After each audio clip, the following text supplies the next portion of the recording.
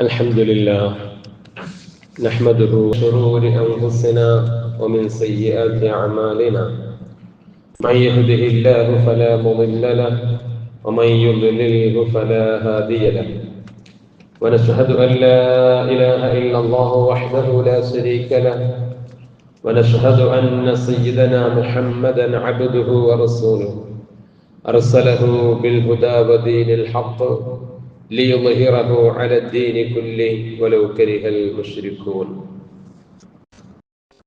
أعوذ بالله من الشيطان الرجيم. بسم الله الرحمن الرحيم.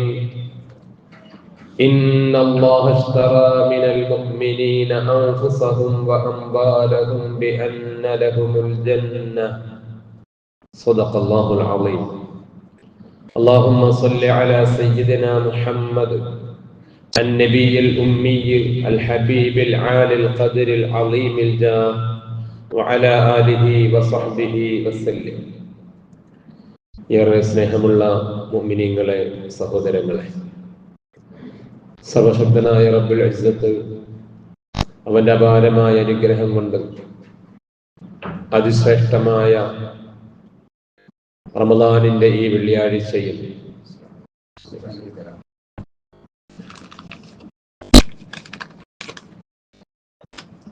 അല്ലാഹുവിന്റെ പള്ളിയിൽ നമ്മെ എല്ലാം ഒരുമിച്ച് കൂട്ടിയതുപോലെ അല്ലാഹുവിന്റെ ജന്നാത്തുൽ നഈമിൽ നമ്മെ എല്ലാം ഒരുമിപ്പിക്കുമാറാവട്ടെ. നോമ്പ് തുറയല്ലേ അല്ലേ?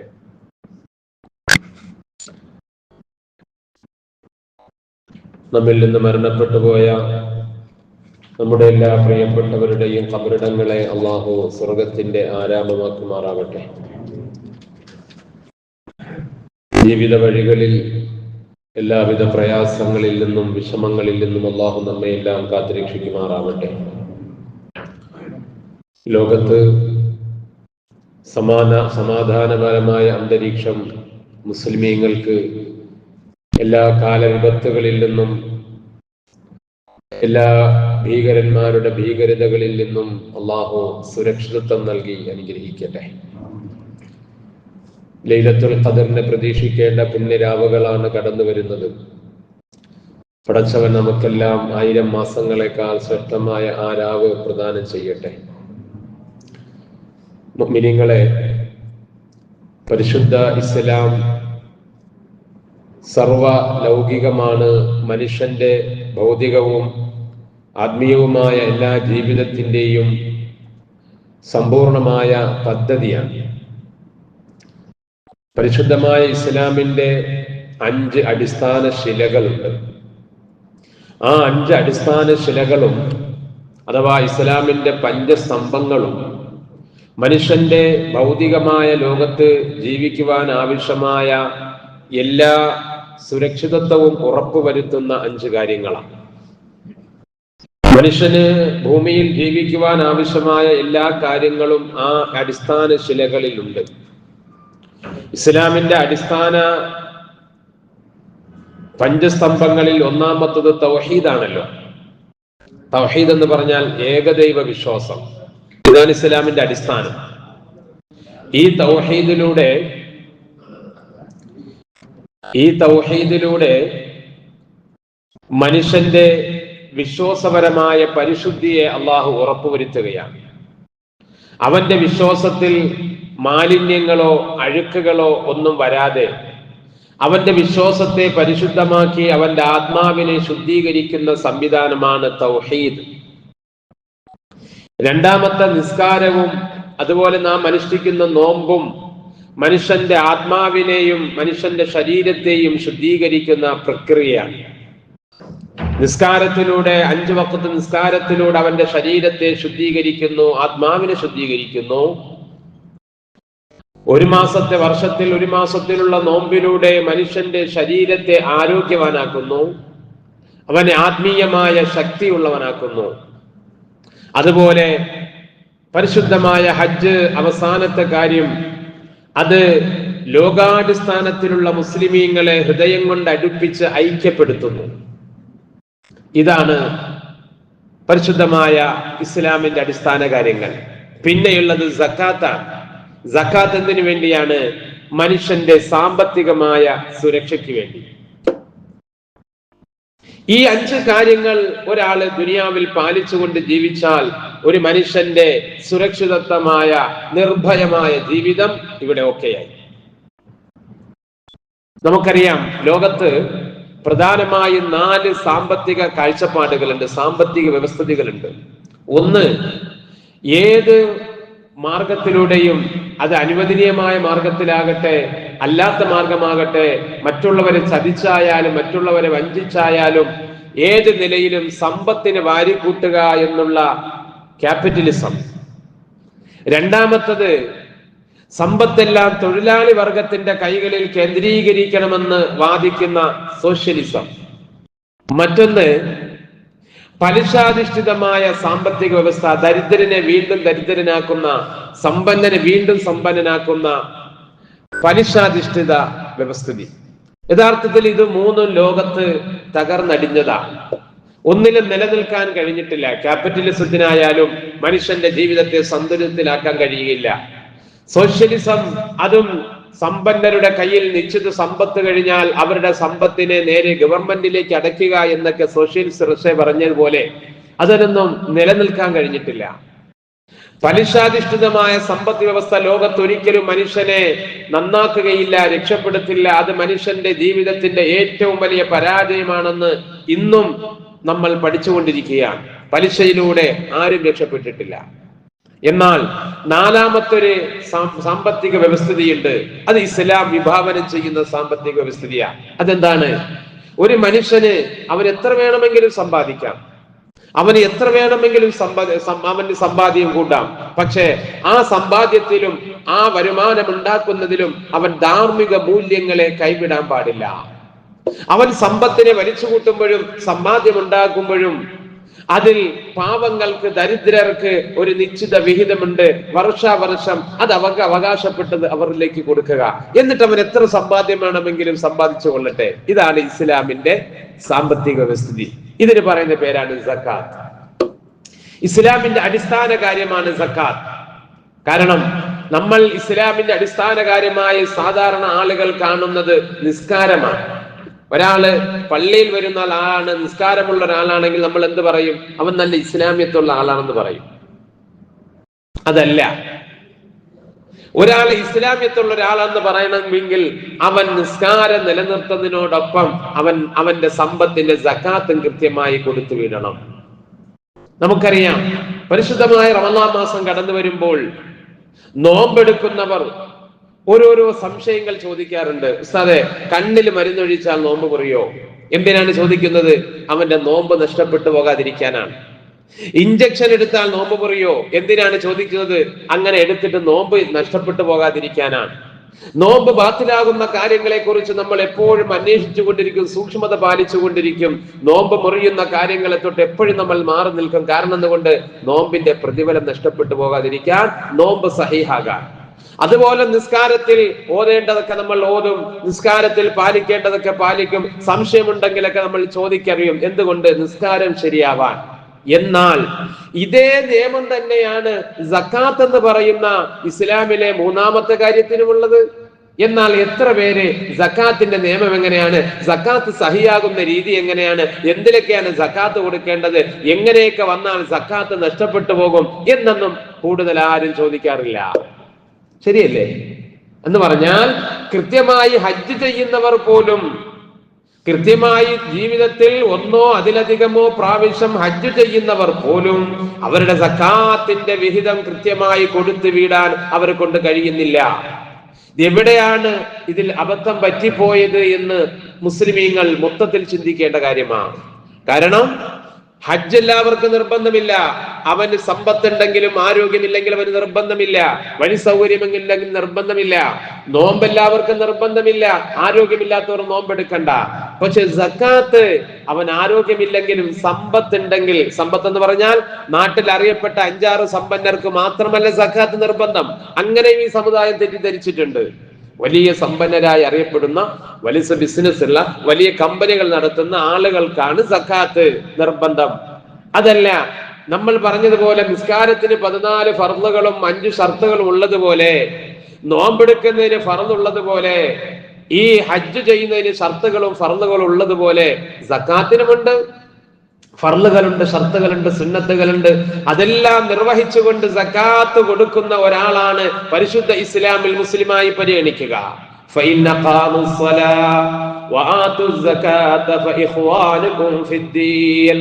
ഖുർആൻ പറയുന്നുണ്ട്, അവർ നിസ്കരിച്ചാൽ, അതുപോലെ അവർ സക്കാത്ത് കൊടുത്താൽ അവർ ദീനിൽ നിങ്ങളുടെ സഹോദരങ്ങളാണ് എന്ന് പറഞ്ഞാൽ, അവിടെ നിസ്കരിച്ചാൽ മുസ്ലിമീങ്ങളെല്ലാം സഹോദരങ്ങളായി എന്നല്ല പറഞ്ഞത്.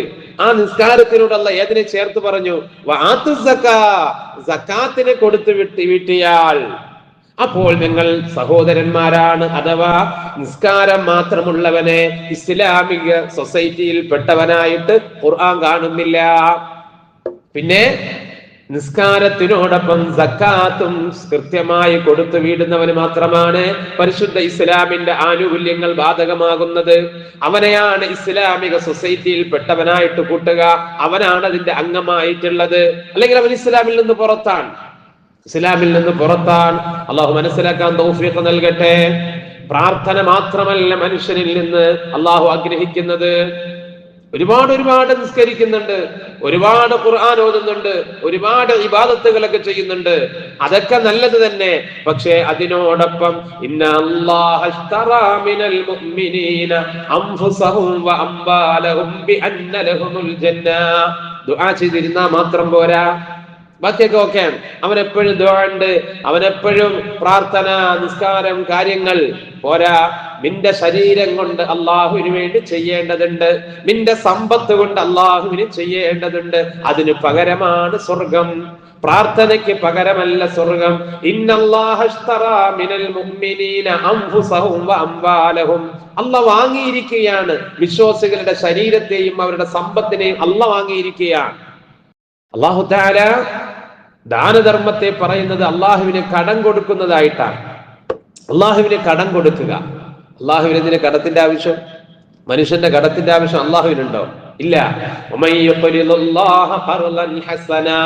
ആരെങ്കിലും അള്ളാഹുവിന് നല്ല കടം കൊടുത്താൽ അള്ളാഹ് അവ അതിന്റെ 10 മടങ്ങ് ഇരട്ടി പകരമായിട്ട് കൊടുക്കും. എന്താണ് കടം കൊടുക്കുക എന്ന് പറഞ്ഞാൽ? നിന്റെ ചുറ്റുവട്ടത്തുള്ള പാവപ്പെട്ടവരെ നീ അവർക്ക് കൈത്താങ്ങാവുക, അവരെ സഹായിക്കുക, നിന്റെ സമ്പത്തിൽ അവർക്കുള്ള വിഹിതം നീ അവർക്ക് മാറ്റി വയ്ക്കുക. ഇതാണ് അള്ളാഹുവിനോടുള്ള കടം. ഇതിന് അല്ലാഹു തആല പകരം നിനക്ക് ഇരട്ടിയാക്കി തരുമെന്ന. സക്കാത്ത് എന്ന് പറയുന്നത് ദാരിദ്ര്യ നിർമാർജനമാണ്. ഒരു മുസ്ലിം നാട്, അല്ലെങ്കിൽ മുസ്ലിമീങ്ങൾ വസിക്കുന്ന ഒരു നാട്, മനുഷ്യർ വസിക്കുന്ന നാട്, അവിടെ ഒരിക്കലും ദരിദ്രൻ ഉണ്ടാകരുത് എന്നാണ് ഇസ്ലാമിന്റെ കാഴ്ചപ്പാട്. എത്ര മനോഹരമാണ്, എത്ര സുന്ദരമാണ്. ആലോചിച്ച് നോക്കി മുഅ്മിനീങ്ങളെ. അൽഹംദുലില്ലാഹ്, അത് കുറേയൊക്കെ നമ്മളെ സമുദായത്തിൽ അൽഹംദുലില്ലാഹ് അത് കൃത്യമാകുന്നുണ്ട്. വളരെ സന്തോഷമാണ് അല്ലെ?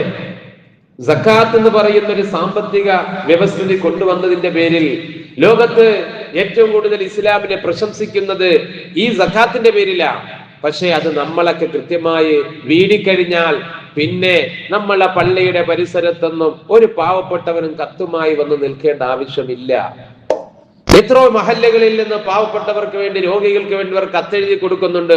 ഇത് എന്റെ ജമാഅത്തിൽപ്പെട്ടവർ, ഞങ്ങളെ ജമാഅത്തിൽപ്പെട്ട ആളാണ്, ഇവർക്ക് നിങ്ങൾ സഹായിക്കണമെന്ന് പറഞ്ഞിട്ട്. യഥാർത്ഥത്തിൽ ഒരു മഹല്ലിൽ, ഒരു ജമാഅത്തിൽ അല്ലാഹു തആല 10 പാവപ്പെട്ടവരെ വെച്ചിട്ടുണ്ടെങ്കിൽ അവിടെ അല്ലാഹു തആല 20 സമ്പന്നരെയും കൊടുത്തിട്ടുണ്ടാവും. അള്ളാഹുവിന്റെ രീതി അതാ. ആ 10 പാവപ്പെട്ടവന്റെ പൈസ ആരുടെ കയ്യിലുണ്ട്? ആ 20 സമ്പന്നരുടെ കയ്യിൽ അല്ലാഹു തആല കൊടുത്തിട്ടുണ്ട്. സക്കാത്തിലൂടെ ദാരിദ്ര്യ നിർമ്മാർജ്ജനം. എല്ലാം ഇസ്ലാമിലുള്ള ദാനധർമ്മങ്ങൾ അങ്ങനെ. ഒരു കുട്ടി ജനിച്ചു കഴിഞ്ഞാൽ അഖീഖ കൊടുക്കണം. എന്താണ് അഖീഖ? സുന്നത്താണ്, അള്ളാഹുവിന് വേണ്ടി ചെയ്യുന്ന ഇബാദത്താണ്, പുണ്യകർമ്മമാണ്. ആ കുട്ടിക്ക് അതുകൊണ്ട് ഒരുപാട് ഭാവിയിൽ ഗുണങ്ങൾ ഉണ്ടാകും. അഖീഖ അറുത്തിട്ട് ആർക്കാ കൊടുക്കുന്നത്? ഇത് പാവപ്പെട്ടവന്. കാരണം സമ്പന്നന്റെ വീട്ടിൽ ആഴ്ചയിൽ പല പ്രാവശ്യം ഇറച്ചി വാങ്ങുമെങ്കിൽ, മാംസം കഴിക്കാൻ പറ്റുമെങ്കിൽ, അവന്റെ അയൽവക്കത്തോ നാട്ടിലുള്ള പാവപ്പെട്ടവന് അത് കിട്ടില്ല. അപ്പൊ അവർക്കതിലൂടെ മാംസം കഴിക്കണം, അവർക്ക് ഇറച്ചി കഴിക്കണം. അതിന് അല്ലാഹു തആല വെച്ചിരിക്കുന്ന സംവിധാനമാണ് അഖീഖ. ബലിപെരുന്നാൾ കഴിഞ്ഞാൽ ഉളിഹ കൊടുക്കണം. എന്തിനു വേണ്ടി? സമ്പന്നർ മാംസം കഴിക്കുന്നത് പോലെ നാട്ടിലുള്ള മുഴുവൻ പാവപ്പെട്ടവരൊന്ന് മാംസം കഴിക്കട്ടെ. വിവാഹം കഴിഞ്ഞാൽ വലീമ, അല്ലെ, വരന് സുന്നത്താണ് വിവാഹ സൽക്കാരം. എന്തിന്? നാട്ടിലുള്ള എല്ലാ VIP-കളെയും വിളിച്ചുകൊണ്ട് കല്യാണം നടത്താനല്ല, നാട്ടിലുള്ള പാവപ്പെട്ടവർക്ക് അവന്റെ മകന്റെ വിവാഹത്തിലൂടെ അവരുടെ നല്ല ഭക്ഷണം അവർക്ക് കഴിക്കാനുള്ള സാഹചര്യം. ഇസ്ലാം എത്ര മനോഹരം! ഇസ്ലാമിന്റെ സാമ്പത്തിക രീതിയും സക്കാത്തും ദാനധർമ്മങ്ങളെ കുറിച്ചുള്ള പ്രോത്സാഹനമൊക്കെ അൽഹംദുലില്ലാഹ് വളരെ ഇസ്ലാമിനെ പ്രശംസിക്കപ്പെടുന്ന സക്കാത്തിന്റെ പേരില്ല. ഇപ്പൊ നമ്മൾ റമദാൻ കഴിഞ്ഞു കഴിഞ്ഞാൽ പിന്നെ ഓരോ മുസ്ലിമും ചെയ്യുന്ന ഏറ്റവും വലിയ പുണ്യകർമ്മം ഏതാണ്? ഫിത്ർ സക്കാത്താണ്. അത് നടപ്പിലാക്കിയതിലൂടെ എത്രയോ പാവങ്ങൾക്ക് പെരുന്നാൾ കഴിഞ്ഞാൽ അവരുടെ ചാക്കുകൾ നിറയും. പിന്നെ മാസങ്ങളോളം അവർക്ക് ഒരുപക്ഷെ ഭക്ഷണം കിട്ടാനുള്ള ധാന്യം ഈ ഫിത്ർ സക്കാത്തിലൂടെ കിട്ടും. ഇസ്ലാം വെച്ചിരിക്കുന്നത് കൊണ്ടല്ലേ. അതാണ് പറഞ്ഞത്, ഇസ്ലാമിന്റെ എല്ലാ നിയമങ്ങളും മനുഷ്യന് ഭൗതികമായി ജീവിക്കാൻ, നിർഭയമായി സുരക്ഷിതമായി ജീവിക്കുവാനുള്ള സംവിധാനങ്ങളാ. പരിശുദ്ധ ഖുർആൻ സക്കാത്തിനെ എത്രത്തോളം പ്രാധാന്യത്തോടുകൂടി പറയുന്നുണ്ട്. 30 സ്ഥലങ്ങളിലാണ് സക്കാത്ത് കൊടുക്കണേ, സക്കാത്ത് കൊടുക്കണേ, സക്കാത്ത് കൊടുക്കണേ എന്ന് പറഞ്ഞത്. 80ഓളം സ്ഥലങ്ങളിൽ ദാനധർമ്മങ്ങളെ, സക്കാത്തിനെ പ്രോത്സാഹിപ്പിച്ചുകൊണ്ട് അല്ലാഹു തആല അവ്യക്തമായി പറയുന്നുണ്ട്. 27 ഇടങ്ങളിൽ നിസ്കാരത്തിനോട് ചേർത്തുകൊണ്ട് അല്ലാഹു തആല സക്കാത്തിനെ പറയുന്നുണ്ട്. പലപ്പോഴും ഞാനും പറഞ്ഞിട്ടുള്ള കാര്യമാണ്, നിസ്കാരം ശരിയാകണമെങ്കിൽ സക്കാത്ത് കൊടുക്കണം. ഖുർആനിൽ അങ്ങനെ 3 കാര്യങ്ങളെ അല്ലാഹു തആല 3 കാര്യങ്ങളോട് ചേർത്ത് പറഞ്ഞിട്ടുണ്ട്. ആ 3 കാര്യങ്ങളും പരസ്പരം ചേർത്ത് ചെയ്താൽ മാത്രമേ അല്ലാഹു സ്വീകരിക്കുകയുള്ളൂ. അതിലൊന്ന് അത്തിഉല്ലാഹ വ അത്തിഉർ റസൂൽ, നിങ്ങൾ അല്ലാഹുവിനെ അനുസരിക്കണേ, റസൂലിനെ അനുസരിക്കണേ. ഒരാൾ അല്ലാഹുവിനെ അനുസരിച്ചു എന്ന് പറഞ്ഞ് റസൂലിനെ അനുസരിച്ചിട്ടില്ലെങ്കിൽ അവന്റെ ഇസ്ലാം പൂർണ്ണമായിട്ടില്ല. അനുഷ്കുറിനി വലിവാലിദൈ, നിങ്ങൾ എനിക്ക് നന്ദി ചെയ്യണേ, നിങ്ങളുടെ മാതാപിതാക്കൾക്ക് നന്ദി ചെയ്യണേ. ഒരാൾ അള്ളാഹുവിന് നന്ദി ചെയ്തു, നിസ്കരിച്ചു, ഇബാദത്ത് ചെയ്തു, അവന്റെ മാതാപിതാക്കളെ മറന്നുപോയാൽ, അവരോടുള്ള ബാധ്യതകൾ നിർവഹിച്ചില്ല എങ്കിൽ അവന്റെ ഇസ്ലാം അള്ളാഹുവിനോടുള്ള നന്ദി പൂർത്തിയായിട്ടില്ല. മൂന്നാമത്തത് നമ്മൾ ഖുർആൻ ഓതുന്നവരല്ലേ, എത്ര ഖത്തം പൂർത്തിയാക്കുന്നവരല്ലേ? ഒന്ന് ഓതി നോക്കിയിൻ, എത്രയോ സ്ഥലങ്ങൾ നിങ്ങൾക്ക് കാണാം. നിസ്കരിക്കുക, സക്കാത്ത് കൊടുക്കുക, നിസ്കരിക്കുക, സക്കാത്ത് കൊടുക്കുക. നിസ്കാരത്തിന്റെ കാര്യത്തിൽ സൂക്ഷ്മതയുള്ളവർ, ഒരു സുന്നത്ത് പോലും പാഴാക്കാത്തവർ, ഒരു സുന്നത്ത് നിസ്കാരം പോലും കൃത്യമായി നിർവഹിക്കുന്നവർ. പക്ഷേ സക്കാത്തിന്റെ കാര്യം വരുമ്പോൾ, കയ്യിലുള്ള സമ്പത്തിന്റെ, സ്വർണത്തിന്റെ, കറൻസിയുടെ സക്കാത്തിന്റെ കാര്യം വരുമ്പോൾ പിന്നെ അവിടെ ഷർത്ത് നോക്കാറില്ല, ഫർദ് നോക്കാറില്ല, സുന്നത്ത് നോക്കാറില്ല.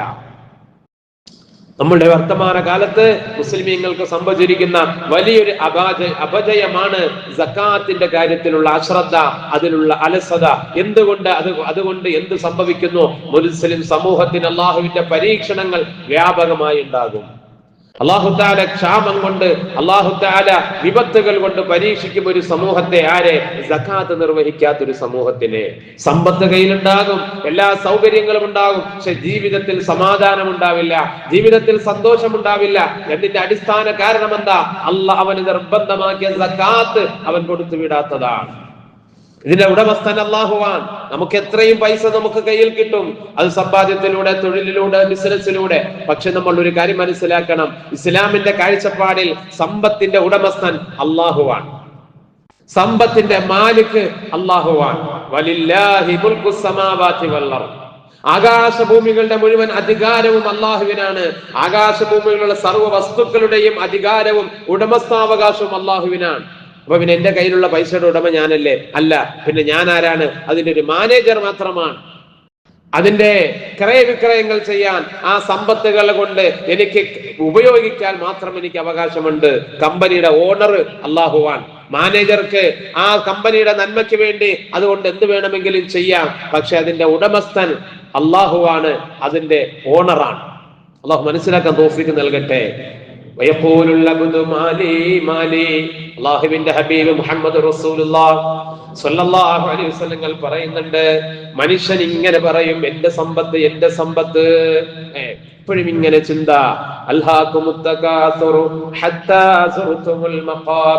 അല്ലാഹു തആല നമുക്ക് എല്ലാവർക്കും ഇത് മനസ്സിലാക്കാൻ തൗഫീഖ് നൽകട്ടെ. എന്റെ പ്രിയമുള്ളവരെ, മനുഷ്യനെ ഏറ്റവും മോശമാക്കുന്നത്, മനുഷ്യനെ ഏറ്റവും സംസ്കാര ശൂന്യനാക്കുന്നത് ഭൗതിക വിഭവങ്ങളോടുള്ളവന്റെ ആർത്തിയാണ്, അത്യാഗ്രഹമാണ്. ഏത് തിന്മയുടെയും അടിസ്ഥാന കാരണം അതാണ് അൽഹാഖുമുത് തകാസുർ. നന്മ ചെയ്യാൻ നിങ്ങൾക്ക് കഴിയാതെ സമ്പത്തിനെ കുറിച്ചുള്ള നിങ്ങളുടെ ചിന്ത, സമ്പത്ത് കൂടണം, സമ്പാദ്യം കൂടണം, പണം അധികരിക്കണമെന്ന് നിങ്ങളുടെ ചിന്ത, എല്ലാ നന്മകളിൽ നിന്നും നിങ്ങൾ അശ്രദ്ധമാക്കിയല്ലോ. ഹത്താ സുർതുമുൽ മഖാബിർ, നിങ്ങൾ ഖബറുകൾ എത്തുന്നത് വരെ നിങ്ങളുടെ അവസ്ഥ ഇത് തന്നെയായിരിക്കും. അവിടെ ചെന്നിട്ട് ദുഃഖിക്കും, അവിടെ ചെന്നിട്ട് ഖേദിക്കും. അതുകൊണ്ട് ഉപയോഗമില്ല. മനുഷ്യൻ ഇങ്ങനെ രാവും പകലും മാലി, എന്റെ സമ്പത്ത്, എന്റെ സമ്പത്ത്, എന്റെ സമ്പത്ത്, എത്ര കിട്ടിയാലും മനുഷ്യന് മതി വരില്ലല്ലോ. എന്നാൽ നിന്റെ കയ്യിലുള്ള സമ്പത്തിൽ നിന്ന് നിനക്കുള്ളത് 3 കാര്യങ്ങൾ മാത്രമാണ്. നിന്റെ സമ്പത്തിൽ നിന്ന് നിനക്ക് ഗുണമുള്ളത്, നിനക്ക് പ്രയോജനമുള്ളത് 3 മാത്രമാണ്. നീ കഴിച്ചു തീർത്തത് അത് നിനക്കുള്ളതാണെന്ന് പറയാം. നിനക്ക് എത്ര സമ്പത്തുണ്ടെങ്കിലും നിനക്ക് കഴിക്കാൻ ഒരു പരിമിതിയുണ്ട്. അത് നിനക്ക് കഴിക്കാൻ കഴിഞ്ഞാൽ അൽഹംദുലില്ലാ, അത് നിനക്കുള്ളതാണ്. പിന്നെയോ നീ ധരിക്കുന്ന വസ്ത്രങ്ങൾ അത് നുരുമ്പിച്ചു പോകും. ആ വസ്ത്രം നീ ധരിച്ചു കഴിഞ്ഞാൽ അൽഹംദുലില്ലാ, നീ പറഞ്ഞോ അത് നിനക്കുള്ളതാണ്. പിന്നെയോ നീ ആർക്കെങ്കിലും മനസ്സറിഞ്ഞു കൊടുത്തോ അത് നിനക്ക് പരലോകത്ത് ഗുണം ചെയ്യും, അതും നിനക്കുള്ളതാണ്. ഇത് 3 കഴിഞ്ഞാൽ പിന്നെ എത്ര കോടികൾ നിനക്കുണ്ടെങ്കിലും, എത്ര വസ്തുവകകൾ ഉണ്ടെങ്കിലും, എത്ര മണിമാളികകൾ ഉണ്ടെങ്കിലും അതൊഴിച്ചു ബാക്കിയുള്ളതെല്ലാം പോയി കഴിഞ്ഞല്ലോ. നീ ലോകത്തോട് വിട പറയുന്നതോട് കൂടി നിന്റെ കൈ വിട്ടുപോയി മോനെ. പിന്നെ നീ ആർക്കോ വേണ്ടി ഇതിനെ വിട്ടിട്ട് പോവുകയാണ്. മരണം വരെ നീ മുറുക്കി പിടിച്ചിരുന്നു, ആർക്കും കൊടുക്കാതെ. പക്ഷെ മരണം നിന്റെ അടുത്തെത്തിയപ്പോൾ എല്ലാം നീ വിട്ടിട്ട് പോയി. പിന്നെ നിനക്ക് ബാക്കിയത്, നീ കഴിച്ചതുണ്ടോ അതുണ്ട്, നീ ധരിച്ചതുണ്ടോ അതുണ്ട്, ഏതെങ്കിലും പാവങ്ങൾക്ക് നീ കൊടുത്തിട്ടുണ്ടോ അതും നിനക്കുണ്ട്. ബാക്കിയുള്ളത് അടുത്ത ആളുകൾ വേറെ വരും, അവനും നിന്നെയൊക്കെ പോലെ മുറുകെ പിടിക്കും. അതേ നീ ലുബ്ധിച്ച് പിശുക്കായി ഉണ്ടാക്കിയതിനെ നിന്റെ അടുത്ത തലമുറ ധാരാളിയായി അടിച്ചു പൊളിച്ച് നശിപ്പിച്ചു കളയും. അവന്റെ അടുത്ത തലമുറ ഏറ്റവും വലിയ ദരിദ്രവാസിയായി മാറും. ഇതല്ലേ ദുനിയാവിൽ നമ്മൾ കണ്ടുകൊണ്ടിരിക്കുന്നത്, അല്ലെ? ഒരു കാലഘട്ടത്തിൽ ഒരു തലമുറ ഒരുപാട് സമ്പാദിക്കും, പിശുക്കും, അവന് പോലും ഉപയോഗിക്കില്ല, അവൻ പോലും അതിനെ പ്രയോജനപ്പെടുത്തില്ല. ഏതോ പണ്ടൊരു രാജാവ് പറഞ്ഞതുപോലെ ഒരാള് വന്നിട്ട് ചോദിച്ചു, മഹാരാജാവേ, എനിക്ക് കുറച്ച് സ്ഥലം വേണം, എനിക്ക് താമസിക്കാൻ. രാജാവ് പറഞ്ഞു, നീ ഓടിക്കോ ഇവിടെന്ന്, നീ എവിടെ ഓടി എത്തുന്നുവോ അത്രയും സ്ഥലം നിനക്കുള്ളതാണ്. ഇവനാ വെട്ടിപ്പിടിക്കാൻ വേണ്ടി, രാജാവിന്റെ ഭൂമി കിട്ടാൻ വേണ്ടി ഓടിത്തുടങ്ങി. ഓടി അവസാനം ഒരു തുള്ളി വെള്ളം പോലും കുടിക്കാൻ സമയമില്ലാതെ ഓടി. കാരണം എത്ര ഓടിത്തീരുന്നു അത്രയും അവനുള്ളതാ. ഓടി അവസാനം ചെന്ന് ഓടിത്തളർന്ന് വീണു മരിച്ചു എന്നാണ് കഥ പറയുന്നത്. വല്ല ഉപയോഗം ഉണ്ടായോ എന്ന് പറഞ്ഞതുപോലെ മനുഷ്യൻ ഈ സമ്പത്തിന്റെ പിറകെ ഓടുകയും മനുഷ്യന് സമ്പാദ്യത്തിന് വേണ്ടി നെട്ടോട്ടം ഓടുകയും ചെയ്യുമ്പോൾ കഴിച്ചതും ധരിച്ചതും കൊടുത്തതുമല്ലാതെ അവനൊന്നും ബാക്കിയില്ല. അതുകൊണ്ട് അള്ളാഹു മനസ്സിലാക്കാൻ തൗഫീഖ് നൽകട്ടെ. പ്രിയമുള്ളവരെ, സമ്പത്ത് വലിയൊരു പരീക്ഷണമാണ്. അതിൽ കയ്യിൽ വരുമ്പോൾ അതിന്റെ കൃത്യമായ ബാധ്യത സകാത്ത് കൊടുത്തു വിടുകയല്ലാതെ ദുനിയാവിൽ നമുക്ക് രക്ഷയില്ല, നാളെ പരലോകത്തും രക്ഷയില്ല. കഠിനമായ ശിക്ഷ അള്ളാഹു നമ്മെ കാത്തുരക്ഷിക്കട്ടെ. സകാത്ത് കൊടുക്കുക എന്ന് പറഞ്ഞാൽ നമ്മളൊക്കെ റമളാനൊക്കെ ആകുമ്പോൾ ഒരുപാട് ദാനധർമ്മങ്ങൾ ചെയ്യാറുണ്ട്, പക്ഷേ അതൊക്കെ നല്ലതാണ്. എന്നാൽ സകാത്ത് എന്ന് പറയുന്നത് ഞാൻ നേരത്തെ പറഞ്ഞ പോലെ നിസ്കാരത്തിന് ഫർളും ഷർത്തും ഉള്ളതുപോലെ സകാത്തിനും ഉണ്ട് ഫർളുകളും ഷർത്തുകളും, അതിൽ പാലിക്കേണ്ട കാര്യങ്ങളും. അതനുസരിച്ച് കൊടുക്കുക. അതിന് സ്വർണത്തിനാണെങ്കിലും വെള്ളിയിലാണെങ്കിലും കറൻസിയിലാണെങ്കിലും കച്ചവട സാധനത്തിലൊക്കെ ആണെങ്കിലും ഇതിലൊക്കെയാണല്ലോ സാധാരണ സക്കാത്ത് ഉണ്ടാകുന്നത്. 4 വിഭാഗം സമ്പത്തിലാണ് ഒരു മുസ്ലിം സക്കാത്ത് കൊടുക്കേണ്ടത്. പ്രധാനമായിട്ടും സ്വർണത്തിലാണ്.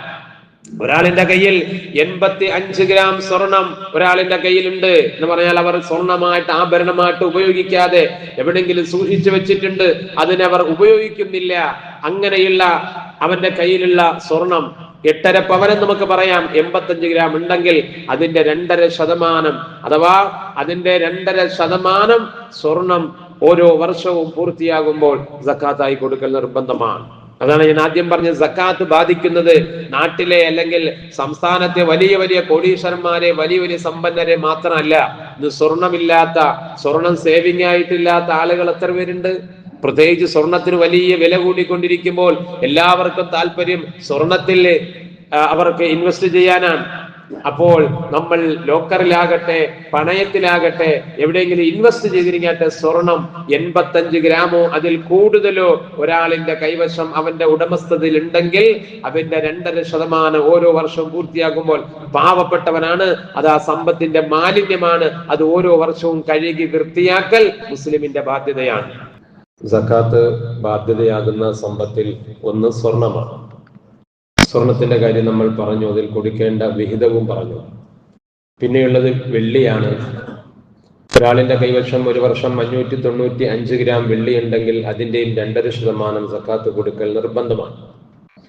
പിന്നെ ഇതിനോട് തുലനം ചെയ്യപ്പെടുന്ന കറൻസിയാണ് ക്യാഷ്. അത് 595 ഗ്രാം വെള്ളിയുടെ വില എത്രയാണോ ആ വിലയ്ക്കെത്ത അതിന്റെ മൂല്യമുള്ള പൈസ കറൻസി ഒരാളിന്റെ കയ്യിൽ ഒരു വർഷം പൂർണ്ണമായിട്ടുണ്ടെങ്കിൽ അതിന്റെ 2.5% സക്കാത്ത് നിർബന്ധമാണ്. നമ്മുടെ നിസ്കാരത്തിന്റെയും ഹജ്ജിന്റെയും ഫർളുകളും മറ്റൊക്കെ ഷർത്തുകളും ഉള്ളതുപോലെ സക്കാത്തിന്റെ നിയമം ഇതാ. ഇതിൽ ഒരു നിലയിലുള്ള വിട്ടുവീഴ്ചയും, വർഷം പൂർത്തിയാകുക, നിശ്ചിതമായ കാശ് കയ്യിലുണ്ടായിരിക്കുക, ആ നിയമം ഷർത്ത് ഒരാളിൽ വന്നു കഴിഞ്ഞാൽ അവർ നിർബന്ധമായി അത് കൊടുത്തുവിടൽ അവർക്ക് ബാധ്യതയാണ്. അള്ളാഹു മനസ്സിലാക്കാൻ തൗഫീഖ് നൽകട്ടെ. പ്രിയമുള്ളവരെ, അപ്പോൾ ഇന്നത്തെ കണക്കനുസരിച്ച് ഏകദേശം 60,000 രൂപയൊക്കെ ആകും 595 ഗ്രാം വെള്ളിക്ക്. 60,000 രൂപ മിനിമം ഒരാളിന്റെ കയ്യിലുണ്ടെങ്കിൽ ഒരു വർഷം തികഞ്ഞു. അത് ചിലപ്പോൾ ബാങ്കിലാകാം, അല്ലെങ്കിൽ വേറെ ഏതെങ്കിലും കമ്പനിയിലോ ബിസിനസ്സിലോ നിക്ഷേപമാകാം, അല്ലെങ്കിൽ അത് PF ആയിട്ട് ഫണ്ടായിട്ടാകാം ഗവൺമെന്റ് ഉദ്യോഗസ്ഥരിലൊക്കെ, അല്ലെങ്കിൽ നമ്മൾ ആർക്കെങ്കിലൊക്കെ കടം കൊടുത്തതാകാം, അല്ലെങ്കിൽ ചിട്ടി കെട്ടിയതാകാം. ഇങ്ങനെയൊക്കെ പൈസ ഉണ്ടാവുമല്ലോ. അല്ലെങ്കിൽ സ്വന്തം ബാങ്ക് അക്കൗണ്ടിൽ PF ആയിട്ട് എവിടെയെങ്കിലും ഇൻവെസ്റ്റ് ചെയ്തത്, ചിട്ടിയിലുള്ളത്, ഏത് നിലയിലായാലും മിനിമം 60,000 രൂപ ഒരാളിന്റെ കയ്യിൽ ഒരു വർഷം ഉണ്ടായിരുന്നാൽ അതിന്റെ 2.5% സക്കാത്ത് നിർബന്ധമായിട്ട് കൊടുത്തുവിടൽ അവന് ബാധ്യതയാണ്. അത് പാവപ്പെട്ടവന്റെ അവകാശമാണ്, അവന്റെ സമ്പത്തിന്റെ അഴുക്കുമാണ്.